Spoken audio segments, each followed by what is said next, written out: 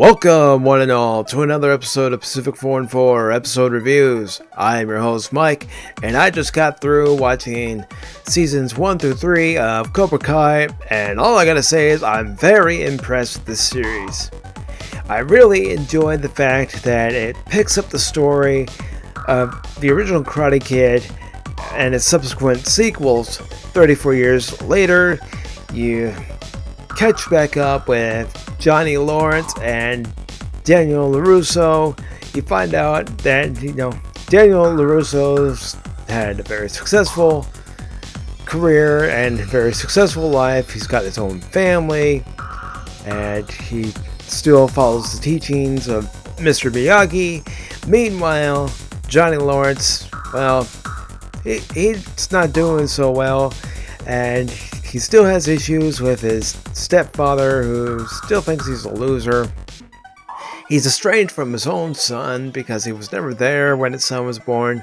He's estranged from his ex-wife, who goes around town with the guy of the week, to get whatever kicks she and the guy of the week are getting.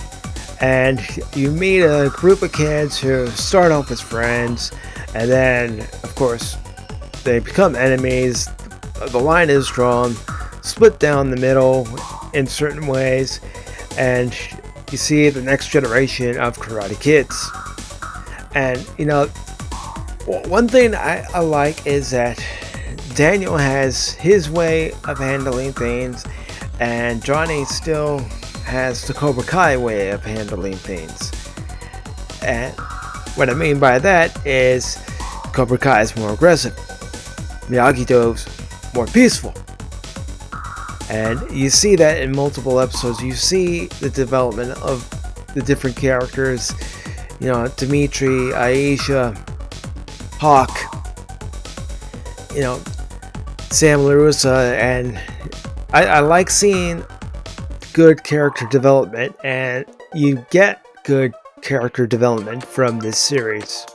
And what I also like about this series is that they intermix different scenes from the original Karate Kid movies, and I like seeing that. I mean, seeing Pat Morita, in those scenes again, it just reminds you of how good he was in those movies, and thinking that at one point he was just on Happy Days, and then you see him as Mr. Miyagi, and like I said, just how good he was in that role. Just how good Ralph Macchio was in the role of Daniel in the very first movie. And, William Zeb, just how well he was able to get back into the role of Johnny Lawrence. And, I like that as a fan of, different series, and especially series that have some kind of lineage, or in this case, you have a movie franchise that has a lineage, and you're paying respect to what happened then, because a lot of the lessons that were taught in the original Karate Kid movies come full circle in this series. Instead of it being Mr. Miyagi teaching Daniel, it's Daniel teaching his students, and same with Johnny Lawrence teaching his students. And I really like that. I really like it when a series doesn't disrespect what came before it. Say, if, like I said, if it's got a long lineage, that it pays homage to what came before and just adds more to it.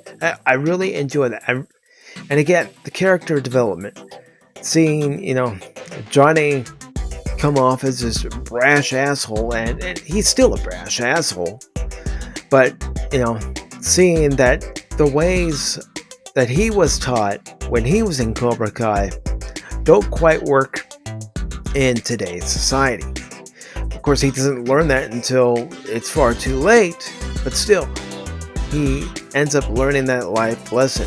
Now, I will say, and some of you are going to hate me for this, but I do find it refreshing that you have one character in Daniel who is very you know, up to date with what's going on today, and how you handle yourself today, while you have Johnny Lawrence on the other end of the spectrum, who still is living 30, 40 years in the past and how things were done 30, 40 years ago. And it to me is a reflection on what's still going on today, because you still have people who will be more than happy to be stuck in the past, if you want to say that they're stuck in the past, and you have people who will be more than happy to be part of the politically correct culture and do things the way it's done now. But I also love seeing how you're not really sure in the series at any point, really, who's the antagonist and who's the protagonist. There are episodes where Daniel comes off looking as the antagonist, and then Johnny Lawrence comes off as the hero, the protagonist, and I really like that. They flip the coin every so often, and the kids in this series, they all have their strengths, they all have their weaknesses, and some of those weaknesses are turned into strengths, especially when John Kreese comes into the picture, and he starts teaching them the way he taught Johnny, and of course Johnny doesn't agree with anymore, and the kids become more aggressive. But I like how you do see a change in personality in each kid. I like the fact that Johnny at this point is just feeling bad for the way he handled things when it comes to his son, and he feels that he should have been there more for his son. But there's a divide there because of Daniel, and then later on because of Kreese, and it's a triangle, pretty much. You've got a triangle with this series, and characters are being pulled one way or another. Another thing I can compare this to is, if anyone's ever watched professional wrestling, and I'm only saying that because I've got some videos from WWE events I've attended on this very channel, and how you see one character in this series, they start off on one side, then they switch to another side, and it's like wrestling. But that's pretty much like any series where maybe you have a character who's not quite the hero, not quite the villain. He's sort of in between, and you're not sure what side they're on. A lot of them could be on their own side, but then they all of a sudden join the hero and start helping. Just like, I'll give you an example. Just like this past season of The Mandalorian, when Boba Fett came back. You weren't sure if he was going to go after Mando and kill Mando, or if he was just going for his armor. He was going for his armor, but he also mentioned to Mando that he will help him find the child once the child is rescued. So, Boba Fett could be considered, that shade of gray, that character that walks the line between both good and evil. Just like Daniel and Johnny walk that tightrope between good and evil. And that's really what I like about it. Now, I'm not going to give you an episode by episode review, like I said, but I am going to give you just my first impressions. And my first impression, and I know I've already said it, but my first impression is that I really hope that they continue this series past the 4th season. I can't wait for the 4th season to begin. I love what happened when Kreese was introduced. At first he and Johnny were working together, but Kreese eventually takes over Cobra Kai and starts dating again.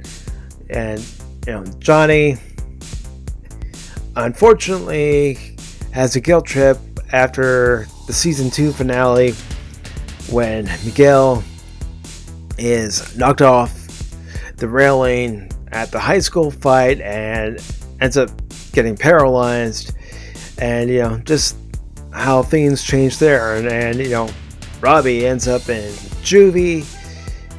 Miguel's recuperating. His mother, who's a nurse, pays for surgery to help give him his ability to walk again, and just the growth there, because Johnny had to earn Miguel's mother's trust once again, even though they had started off as an item later on in the series, but she had to earn his trust because of what happened to Miguel. And Robbie joining up with Cobra Kai at the end of season 2. No, not season 2, season 3. My bad. But having that happen, and then at the end of season 3, you see Miyagi-Do and Eagle Fangs, joining up Johnny's new dojo with his students and Daniel's students joining up at the end. That's pretty cool. I can't wait to see what happens in the 4th season. But my first overall impressions, and I know, like I said, this is different from my normal Pacific Forward 4 episode reviews, and it's gone all over the place, but my first overall impressions is that I really enjoyed the series. It's a fun, action-packed series, and again, I love the fact that it mixes in clips from the original Karate Kid movies, and I can't remember the name of the song, but there's a song in one of the episodes in season 2 where it definitely sounded like it could have been done in the 80s, but upon looking it up and finding out that it was only done fairly recently, thinking, no, those guys did their homework. Those guys did their homework to get that authentic 80s rock sound, 80s metal sound. That was awesome, man. Yeah, I know I'm showing my age, but it's part of what makes this series awesome, is the attention to detail, to make sure that if there are any references to the previous movies, that it's given its due, and there's a reason behind it.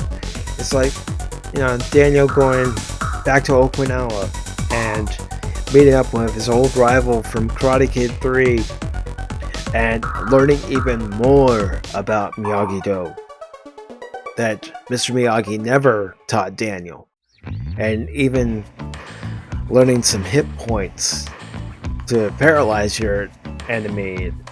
That was pretty cool, and just all these nice little touches. And there are series that are out there right now that could take a page from this series and honor their history like that. I'm not going to mention any names. You all know, if you've watched my reviews before, which one I'm probably referring to.